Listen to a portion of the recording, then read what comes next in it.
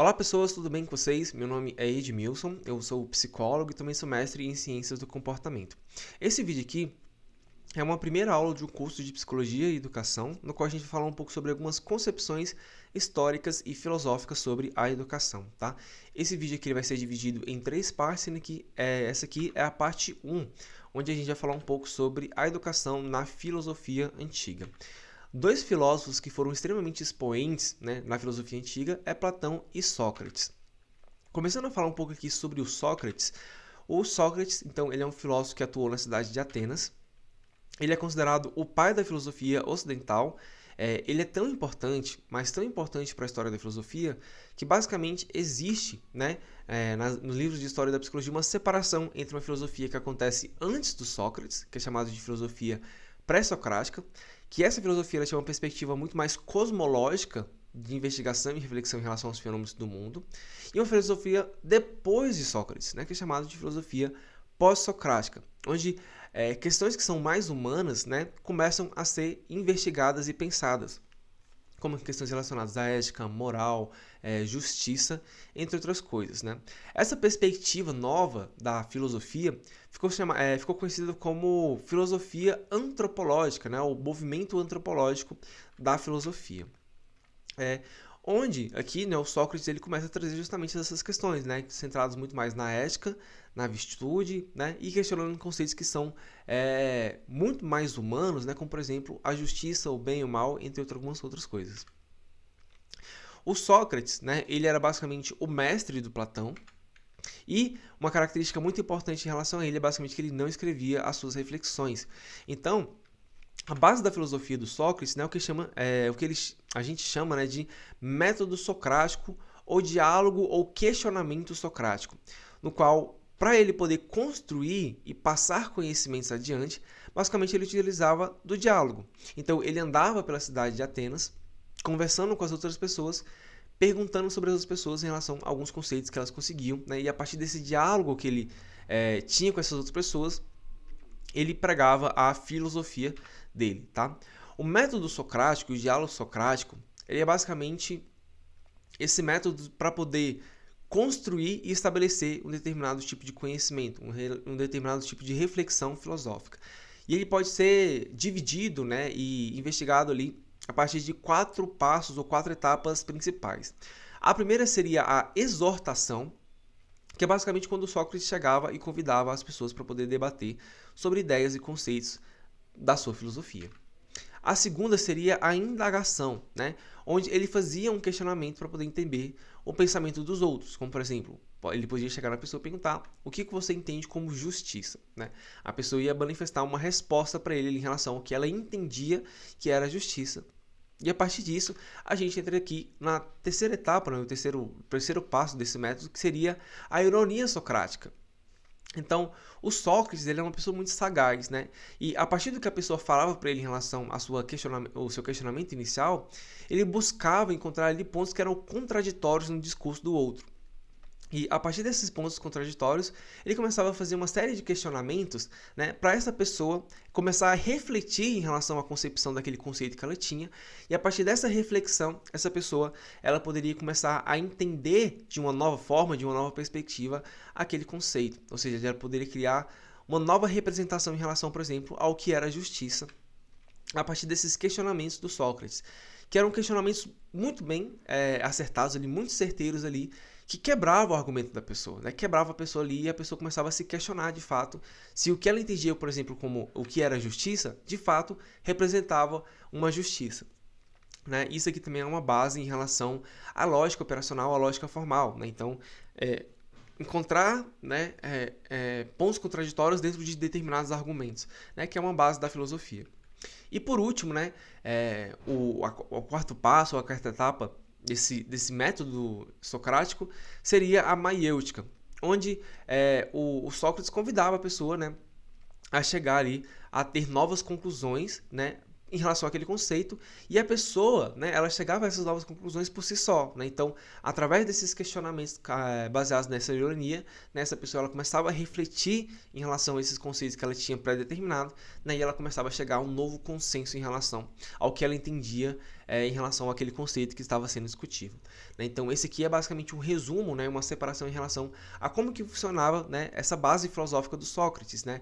Como que funcionava esse método socrático. Uma das máximas mais famosas do Sócrates é a fala onde ele fala basicamente que só sei que nada sei, né? É uma fala muito popular, muito comum, basicamente todas as pessoas conhecem essa fala da filosofia, porém acho que poucas pessoas conseguem entender de fato o que o Sócrates estava querendo dizer com isso, né? O que, né, o Sócrates estava querendo dizer basicamente é que, utilizando esse método socrático dele, as pessoas elas precisavam estar abertas a novas formas de compreender o mundo, tá? Então, você se colocar numa posição que você não sabe de nada é você se abrir justamente para você conseguir adquirir novos conhecimentos e novas compreensões em relação tanto a si você mesmo, também como em relação ao mundo. Isso implica, né, que a gente precisa entender que a gente possui limitações e a gente também possui contradições, né? Então, a partir dessa ironia socrática, né, a gente vai começar a entender um pouco mais que a gente entende as coisas a partir de uma ótica muito específica, né? E não só isso, também como o nosso discurso, né, que é permeado a partir da nossa cultura, a partir do nosso desenvolvimento, a partir das nossas vivências dentro da sociedade, são perspectivas que possuem contradições, né? E quando a gente se propõe, né, a estar aberto a novas formas de compreender esse mundo, a gente começa a se deparar um pouco mais em relação a essas limitações e essas contradições e, consequentemente, entender um pouco mais em relação a quem nós somos. Além disso, também, né, respeitar a diversidade de conhecimentos. Entender um pouco em relação às nossas limitações está muito relacionado a isso, né? Então, eu possuo limitações, eu possuo uma ótica muito específica em relação a determinado fenômeno, e outras pessoas vão ter outras perspectivas que podem estar tão corretas quanto as minhas, né? Então, eu preciso estar aberto a entender essas outras perspectivas e entender que existem outras formas de pensamento e de conhecimento que estão manifestos dentro da sociedade, tá? Então, muitas pessoas possuem conhecimentos que são muito ricos e que eu, dentro das minhas limitações, não conheço, né? E através desse método socrático eu posso vir a conhecer. Além disso, né, então, a partir dessa perspectiva, eu preciso estar aberto, né, poder ouvir e entender outros pontos de vista dessas outras pessoas para poder adquirir e absorver esses conhecimentos também. Não só isso, também como ter um papel ativo, né? Então, a partir das minhas próprias experiências e expectativas, eu posso contribuir para o conhecimento do outro também, né? Então, essa fala, quando ele diz só sei que nada sei, é basicamente você estar aberto para poder adquirir, né, outros conhecimentos a partir de diversas perspectivas e na relação com outras pessoas também, outras culturas e outros conhecimentos, tá? Quem vai falar bastante em relação ao método socrático, né, e principalmente como que o método socrático é utilizado para poder construir um conhecimento, é um filósofo chamado de Gadamer, tá? E ele vai chamar, né, esse método socrático e essa forma de construir conhecimento de diálogo vivo. E esse diálogo vivo, para que ele seja eficaz, ele vai passar por alguns requisitos principais. Entre esses requisitos, tá? Esse diálogo, né, ele vai ser considerado um debate, né, e esse debate ele precisa ser um debate que tem ida e volta, ou seja, a apresentação de tantos de argumentos como contra-argumentos. E ele faz um paralelo aqui com um jogo de ping-pong, onde quando você joga um jogo de ping-pong, você não pode jogar sozinho, né? Então você não pode jogar a bola nos dois campos da mesa de ping-pong e bater e rebater a bola ao mesmo tempo. Você precisa ter uma outra pessoa, né? No qual essa pessoa, quando você lança a bola para ela, ela vai devolver a bola para você. E isso vai acontecer repetidas vezes, indo e voltando, né? Então, apresentação de argumentos e contra-argumentos durante esse debate. Um ponto importante em relação a um pré-requisito para esse diálogo vivo acontecer é que ambas as pessoas elas precisam estar dispostas. Oi, Tená. Essa é a Tená, tá, gente? É minha gatinha e ela vai aparecer em alguns vídeos também. Voltando, né? Um requisito importante em relação a esse diálogo vivo é que as pessoas elas precisam estar dispostas a debater. Então, voltando aqui com o jogo de ping-pong, né? Se você está jogando com outra pessoa e essa pessoa ela não está disposta, o jogo não vai acontecer. Você vai jogar a bolinha para essa outra pessoa e a pessoa ela vai ignorar a bolinha e o jogo não vai acontecer e você não vai ter uma troca ali de argumentos e contra-argumentos. Além disso, né, além dessa disposição, ambos precisam estar interessados em chegar a um consenso, né? O debate ele não pode ser unilateral, ou seja, só uma pessoa fala, e não só isso, como a pessoa ela precisa estar disposta, né, a reconhecer a contribuição da outra pessoa em relação àquele debate. Então, a partir dessas múltiplas, né, essa mútua contribuição dos dois lados desse debate, né, as pessoas elas vão construindo novas ideias, né, a partir das experiências e do conhecimento dessas duas pessoas em relação ao que está sendo debatido. Então, existe ali uma intenção, né, proposital ali das duas pessoas tentar chegar em um consenso em relação ao qual é a melhor definição em relação ao conceito que está sendo debatido, né? Se isso não é atendido, né, o diálogo vivo ele não acontece, a construção de conhecimento ela não acontece. Basicamente, as pessoas elas vão estar tentando defender seus pontos de vista de forma cega, né? E não vai existir uma comunicação, simplesmente pessoas gritando uma com as outras. E por fim, né, ambos eles devem estar dispostos a abandonar suas ideias, né, então as suas crenças fundantes. Eles precisam estar dispostos a refletir, né, em relação àquilo que está sendo debatido e também dar o devido tempo para poder digerir essas informações. E a consequência disso, né, seria justamente conseguir ressignificar, né, criar esses novos conhecimentos que vai vir a partir desse consenso, desse diálogo. Né? Então, algumas contribuições aqui do Gadame em relação a esse método socrático e para a construção de novos conhecimentos. Esse diálogo socrático, esse método socrático, né, é a base epistemológica do que a gente entende como um processo educacional e também processos que envolvem psicoterapia. Tá? Então, para você educar uma outra pessoa, você precisa estar disposto a encarar, né, a conversa e o contato com outras pessoas como um diálogo. Né? E esse diálogo vai envolver tudo isso que eu já falei anteriormente, né, de você estar disposto a reconhecer o conhecimento das outras pessoas e também reconhecer suas próprias limitações. Não só isso, também como a psicoterapia ela utiliza muito do diálogo socrático. Inclusive tem um livro que se chama, né, Questionamento Socrático para Terapeutas, no qual a gente vai se basear nesse método socrático justamente para poder ajudar as outras pessoas a ter uma nova compreensão em relação a si mesmas, suas condições, né, e chegar a novas conclusões, ou seja, novas informações e novo conhecimento em relação a como ela deve agir em determinadas situações em relação a si mesma. Né, isso vai trazer uma forma de autoconhecimento para essa pessoa, né, e esse autoconhecimento ele vai ser conduzido a partir desse método socrático. O Sócrates, né, ali no final da sua vida, né, no ano de 399, ele acaba sendo considerado um perigo para a sociedade, né, a partir da filosofia que ele pregava. Isso porque algumas pessoas, né, que eram alguns opositores de Sócrates, tanto ideológicos quanto políticos, né, começam a acusar ele de que ele era uma pessoa que não acreditava nos deuses locais. Né, então, durante esses diálogos que o Sócrates fazia, ele começava a questionar justamente crenças fundantes das outras pessoas, para que elas conseguissem chegar a novas considerações. E muitas dessas crenças envolviam justamente mitos que eram baseados em deuses, né, da Grécia. Então, quando ele fazia questionamento, né, uma forma de reflexão em relação a esses mitos que eram baseados no conto dos deuses, ele basicamente estava cometendo um certo tipo de heresia ali. Né? Então, a Grécia, né, e Atenas não consideravam isso uma boa prática. Não necessariamente que o Sócrates fazia isso, mas os seus opositores políticos e ideológicos acusavam ele de fazer isso. Além disso também, né, o Sócrates ele considerava a razão, né, o principal meio para você conseguir adquirir um conhecimento. Né? E essa razão, né, que era idealizada pelo Sócrates, era quase como se fosse uma entidade divina. Né? E as pessoas que eram opositores começaram a acusar ele de apresentar novos deuses para os cidadãos, o que também era considerado uma grande heresia, um crime dentro da cidade de Atenas.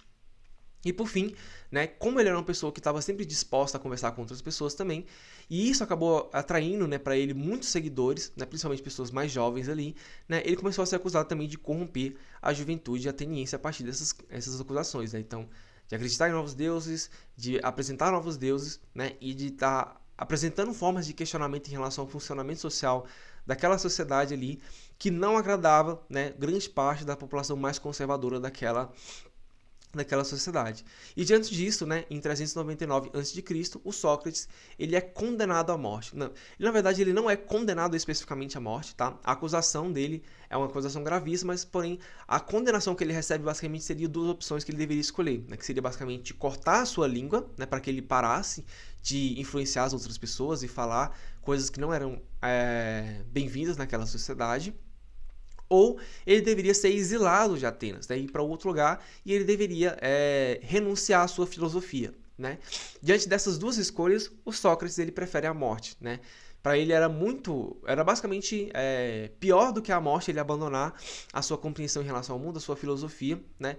E diante disso, ele acaba sendo condenado à morte, onde ele é condenado a a beber um veneno chamado de cicuta, tá? E esse quadro aqui, né, essa pintura, representa bastante ali como foi esse momento de despedida do Sócrates ali na sua condenação. Então, a gente tem aqui ao lado dele vários dos seus discípulos que estão completamente arrasados com a morte, enquanto ele, até o seu último momento, pregava diversas das suas reflexões, né? E aqui ao lado aqui a gente tem sentado com ele o seu maior discípulo, que era o Platão, né? Acolhendo ele, e ficou bastante devastado também com a morte do seu amigo e também mestre, tá? Vamos falar agora então em relação a esses discípulos do Sócrates, que é o Platão. O Platão, né, ele teve uma perspectiva filosófica diferente do Sócrates, então ele escreveu de fato alguns livros, né, algumas obras para poder pregar a sua filosofia. Entre as suas obras, a gente tem uma obra muito importante na história da humanidade que é chamada de A República, né, ou sobre a justiça e diálogo político.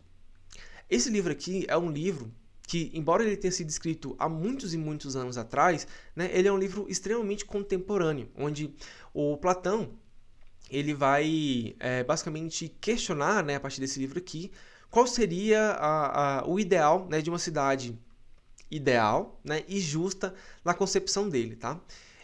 O Platão, né, após a morte do Sócrates, ele ficou completamente arrasado. Inclusive, o fato dele ter ficado arrasado é o que impulsionou ele de escrever esses livros aqui. Então, os principais livros do Platão, né, vão fazer alguns questionamentos que são bem pertinentes de considerar em relação, por exemplo, à morte do Sócrates, né? Então, quando ele começa a pensar aqui em relação ao que deveria ser uma cidade ideal e justa, ele está justamente pensando, né, nesse contexto onde ele estava inserido junto com seu mestre, onde a cidade de Atenas era uma cidade que, historicamente, ela foi rodeada, né, por injustiças, inclusive a própria morte do Sócrates é uma forma de injustiça, e também diversas outras atrocidades que eram cometidas pelos seus governantes, que eram influenciados ali por interesses pessoais, interesses egoístas, né? Então, a riqueza, né, posses e etc. E aí esse livro é meio que uma resposta do Platão em relação a esses governantes que eram influenciados, cometiam atrocidades, né, e que condenaram à morte a pessoa que ele considerava uma das pessoas mais justas que ele conhecia, que era o Sócrates, né? E a partir desse livro aqui ele tenta definir o que é a justiça. Esse livro aqui ele é bem interessante porque ele ainda segue a filosofia do Sócrates, porque ele é escrito no formato de diálogo, né? Na verdade, grande parte das obras do Platão, né, são escritas nesse formato de diálogo, que era a forma como Sócrates pregava a sua filosofia na cidade de Atenas, tá? O conceito de justiça que ele tenta definir nesse livro aqui é um conceito muito complexo, tá? Muito complexo mesmo, tá? Um exemplo em relação à complexidade da gente definir uma coisa como essa. Uma pergunta simples que eu posso fazer para vocês, né? A gente pode refletir aqui agora, em conjunto, utilizando o método socrático, o que é um copo. Você pode ter uma concepção em relação ao que é um copo, né? Que você aprendeu a definir o que é um copo. Então você vai dizer, né, que é um recipiente, né, que tem uma cavidade, né, você consegue colocar líquidos dentro dessa cavidade, e a partir disso você consegue utilizar esse instrumento, essa ferramenta, esse objeto, para poder ingerir esses líquidos, controlando a quantidade de líquidos que vai entrar na sua boca, né? Então, basicamente, essa é uma função e uma definição simples em relação a um copo. Óbvio que você pode ter uma outra forma de definir, conceituar o que é um copo, mas eu estou tentando resumir aqui uma perspectiva geral do que todo mundo entende como um copo, tá? Inclusive, os materiais que compõem o copo também podem variar, né? Então, pode ser de plástico, pode ser de vidro, pode ser de cerâmica, enfim, pode ser de barro, né? Tudo isso a gente entende como um copo. Porém, né, o que faz do copo ser um copo que não outra coisa, tá? Então, por exemplo, eu posso dizer que uma xícara é um copo? Ela tem as mesmas características, basicamente. Então, ela é um recipiente que possui uma cavidade, eu consigo colocar líquidos, eu consigo ingerir esses líquidos a partir desse recipiente, né? Algumas pessoas vão argumentar que não, né? A xícara é um objeto diferente de um copo, justamente porque ela tem uma função específica, que seria basicamente tomar café, tomar chá, tomar leite e principalmente bebidas quentes. Então, ok, né? Então, a xícara, ela tem características que são semelhantes, mas ela tem características que são diferentes. Além disso, também as pessoas podem argumentar, né? Então, a xícara geralmente é um objeto menor, né? O copo geralmente é um objeto maior, justamente para você beber outros tipos de líquidos. Ok, né? Então, a gente consegue identificar algumas características ali que são diferentes. E uma caneca? É um copo ou não é um copo? Não, a caneca, ela é mais parecida com a xícara, né? Então, eu posso beber bebidas quentes nessa caneca, mas ao mesmo tempo ela começa a se aproximar mais de um copo, porque ela tem o mesmo tamanho, né? Eu posso beber outros líquidos dela, então água, suco, refrigerante, etc. Né? E pensando, né, e comparando com a xícara, talvez ela seja muito mais semelhante do que um copo, né? Mas ela tem características que são diferentes. Mas, enfim, né? Será que a gente pode considerar uma caneca um copo? Fica aí o questionamento para vocês. Ou uma taça de vinho. Então, a taça de vinho é um copo? Né? Quais são as características que diferem uma taça de vinho de um copo? Ela também é um recipiente, ela também tem uma cavidade onde consigo colocar líquidos. Ela não se restringe a líquidos quentes, como é no caso da xícara. Então eu posso beber água, tanto no copo quanto na taça, entre outros líquidos que são compatíveis entre essas duas taças, entre os dois recipientes. Ah, mas o contexto no qual você vai usar uma taça é diferente do contexto que você vai usar um copo. A taça está envolvida com festividade, né, uma questão mais formal, mais elegante, onde você vai beber esses líquidos a partir dessa taça. Então, o que difere um copo de uma taça seria o contexto e o momento que ela é utilizado, né? Fica aí o questionamento também para vocês pensarem. Outras formas da gente pensar, né? Um pote pode ser considerado um copo, né? Pensando nas características de um pote, ele é bem parecido com um copo. A pessoa ela pode argumentar, um pote não pode ser um copo porque ele tem uma tampa, né? Porém, a gente tem um copo Stanley, né? Que é um copo, a gente entende o copo Stanley como um copo e ele tem uma tampa. Então, por que um pote não pode ser considerado um copo e um copo Stanley pode ser considerado um copo? Né? Da mesma forma, se a gente considera o copo Stanley que tem uma tampa como um copo, por que a gente não pode considerar uma garrafa como um copo? E aí, né? A gente começa a entrar em algumas problemáticas aqui em relação ao que define de fato o que é um copo, né? E a gente vê que não é uma tarefa muito fácil, porque existem muitos objetos que compartilham características que são muito semelhantes a um copo, porém que não são um copo, e a gente não pode entender esses objetos como um copo, tá? Isso aqui, né, é uma forma da gente pensar, né, em relação ao mundo das ideias de Platão, tá? Basicamente, o Platão vai dizer que existe uma divisão em relação ao mundo que é sensível, e um mundo que é inteligível, tá? O mundo sensível, ele é basicamente um mundo onde que a gente consegue acessar pelos nossos sentidos. Então, um copo, né? No mundo sensível, eu consigo ver o copo, né? Pegar nesse copo, sentir o copo, morder o copo, etc. Então, os meus sentidos, né? Eles conseguem fazer com que eu tenha um contato com esse objeto. Então, normalmente é um objeto material, né? É um objeto, uma coisa física, né? E o Platão ele vai dizer basicamente que esse objeto ele tem características que são imperfeitas, justamente porque é difícil com que eu conceitualize, né, e identifique esse objeto aqui de forma muito precisa, como a gente viu no exemplo anterior, né? Então, o que é de fato um copo, né? Qual é a essência do copo que faz com que ele seja um copo de fato e não um outro objeto? Para a gente conseguir chegar nessa conceituação em relação ao que é de fato um copo, a gente teria que acessar um mundo que ele é inteligível, né? Então, a ideia original do que é um copo, né? A ideia essencial, né? Que carrega a essência do copo, né? E que a gente consegue conceituar com perfeição, né? Então, esse mundo inteligível seria um mundo onde a gente conseguiria acessar essa definição, né? E esse conceito do copo de forma precisa, né, na qual a gente não teria dúvida nenhuma, né, que a gente está falando especificamente de um copo e não, por exemplo, de uma taça ou de uma caneca, etc. Porém, para a gente conseguir acessar, né, essa identificação desse objeto a partir desse mundo inteligível, a gente precisa utilizar a razão, né? Então, a base da filosofia do Platão é uma alta valorização em relação ao que ele vai chamar aqui de razão, né, do uso dessas faculdades mentais para poder chegar chegar cada vez mais próximo em relação ao conceito e uma ideia que é de fato represente aquele objeto, né? E não a partir dos nossos sentidos, né? Que pode inclusive nos enganar. Um mito que utiliza bastante desse tipo de conceituação é o mito da caverna de Platão, no qual, né, ele cria um cenário hipotético no qual existem pessoas que nasceram e viveram toda a sua vida dentro de uma caverna, né, e dentro dessa caverna, né, existiam momentos específicos dos dias onde algumas sombras eram projetadas na parede. Essas pessoas elas não tinham conhecimento em relação à origem dessas sombras, né, que existia um mundo fora dessa caverna, que tinha uma luz do sol, né, e que essa luz do sol projetava essas sombras na parede dessa caverna. Então, essas pessoas, né, elas viviam dentro dessa caverna e elas acreditavam que a realidade, o mundo que existe, eram esses objetos que estavam sendo projetados ali na parede daquela caverna. Porém, né, o Platão vai dizer que existe uma possibilidade de que essa pessoa, em algum momento da vida dela, ela saia da caverna. E ela começa a compreender que, na verdade, existe um mundo para além daquele que ela tinha contato dentro da caverna, e que tudo que ela via dentro da caverna, na verdade, era simplesmente uma cópia, uma representação em relação ao que existia no mundo real, tá? Então, a sombra, por exemplo, desse passarinho que elas viam, né, que elas acreditavam que a sombra em si era o passarinho, né, que a sombra em si era essa realidade, na verdade existia um animal, né, que tinha essas asas e que voavam, né, que passava na frente da caverna ali durante o dia, e que a sombra do sol, né, que era um objeto celeste, refletia, induzia essa sombra na parede, e que existiam objetos, né, e outras coisas do mundo para além daquilo que eles conheciam.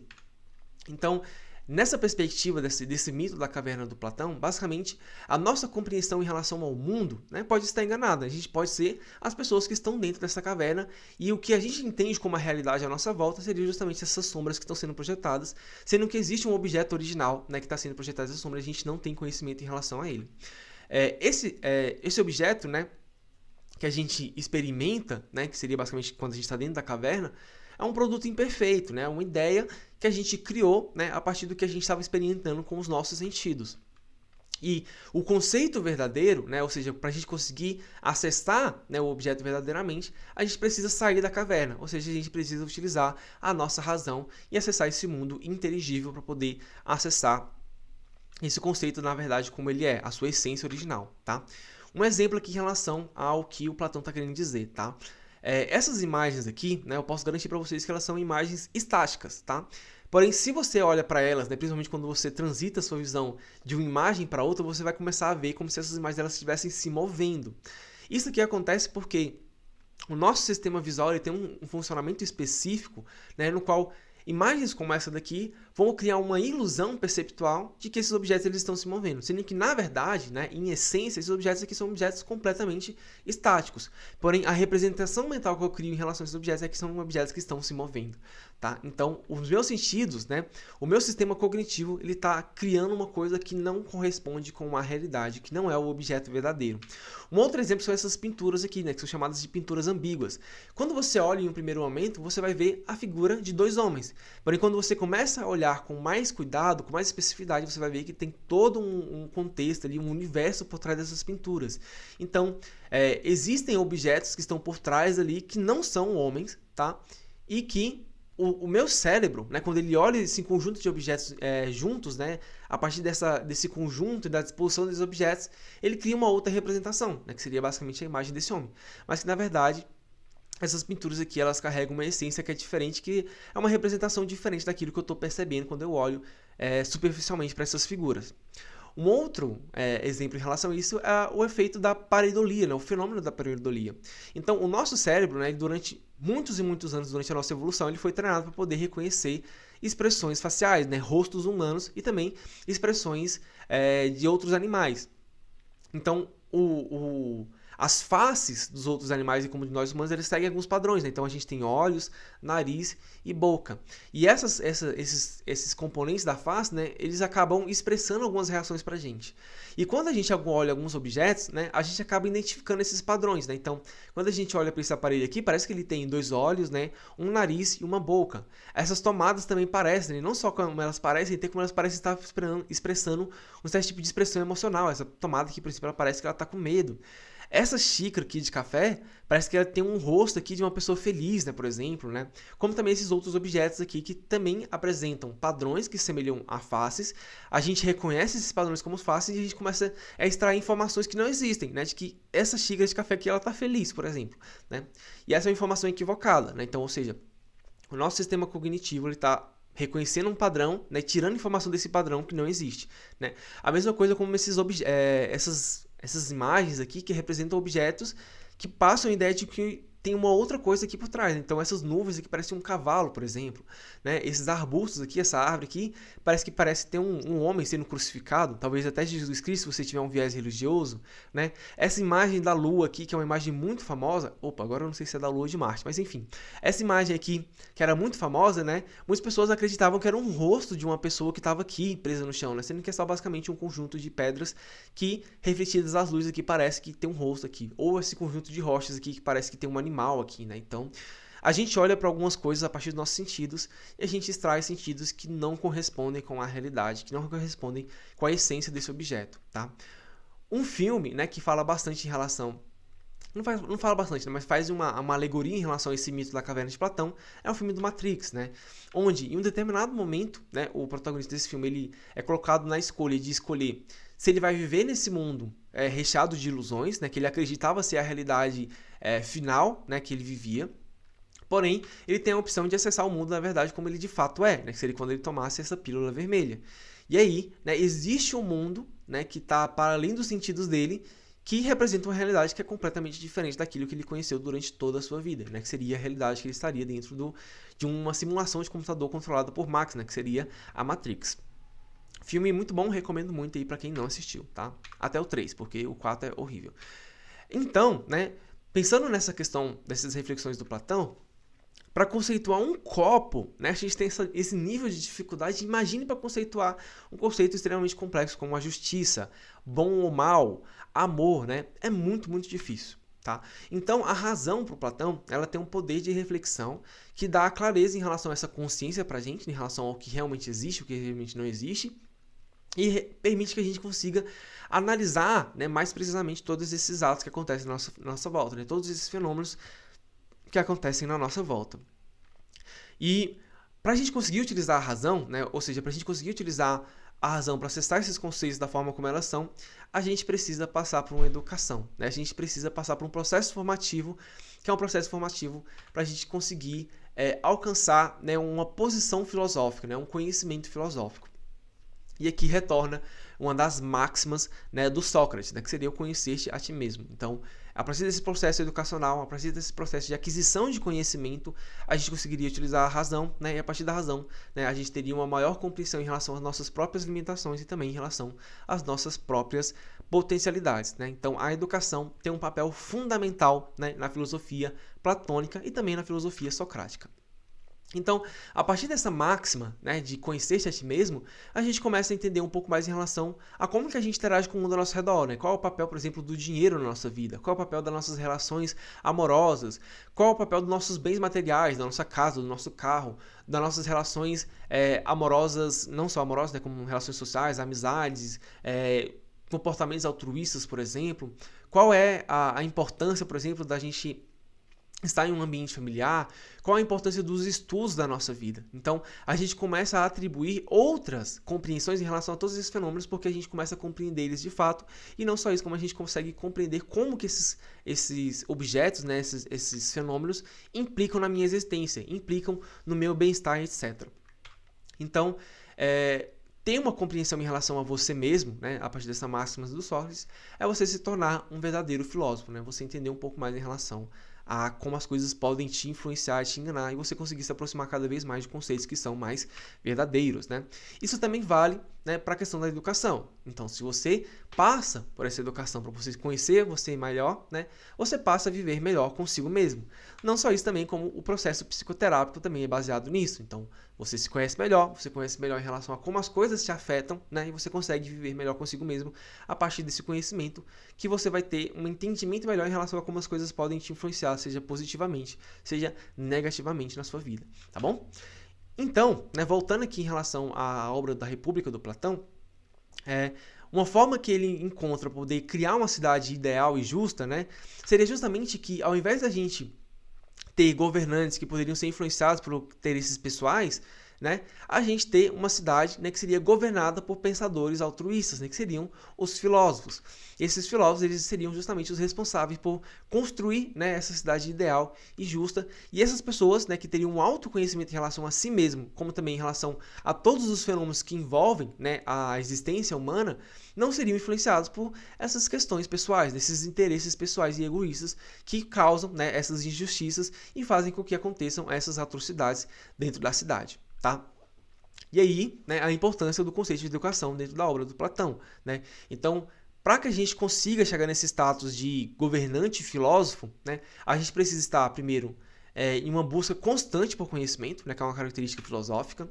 A gente precisa buscar conhecimento em diversas áreas, não basta só ter conhecimento em filosofia em si, a gente precisa conhecer sobre gramática, sobre matemática, ciências, física, biologia, entre diversos outros conhecimentos que permeiam a humanidade, né, para a gente conseguir conhecer os fenômenos que estão à nossa volta, né? A compreensão aprofundada em relação a esses fenômenos permite que a gente tenha uma visão muito mais ampla, né, em relação ao que acontece no mundo à nossa volta.